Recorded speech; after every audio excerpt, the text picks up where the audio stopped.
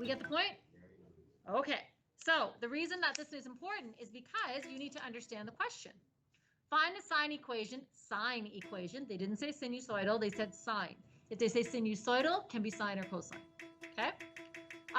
For the water depth as a function of time. All right. So therefore, when I'm looking at this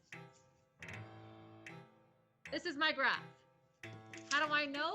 Because they said it takes 12 hours for one full cycle. So that means you take your 12 and you divide it by 4. So that way you get your intervals. Okay? So that means 3, 6, 9, 12.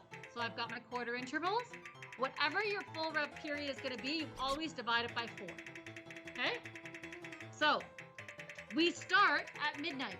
So that's why midnight here is at 0 time. At 3 o'clock, we're going to be at our EOA. At 6 o'clock, we're going to be at our minimum. Okay? So therefore, our minimum is going to be at 11 meters. They told us that in the question. They said our maximum is at 21. The EOA, we figure out by doing 21 plus 11, and you divide it by 2, which gives us 16.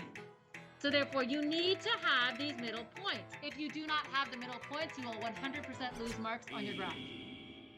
Okay? You must have your 4 intervals. Your curves must be curves. You see how none of these are pointy at the end, at the maxes or mins? They must be curves. That is one of the characteristics of sinusoidal graphs. Okay? Now, looking at this, they want to have the equation.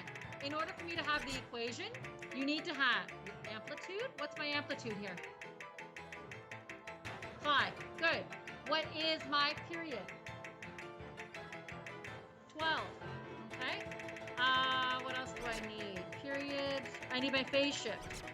What's my phase shift? If this is my sine function, what's my phase shift?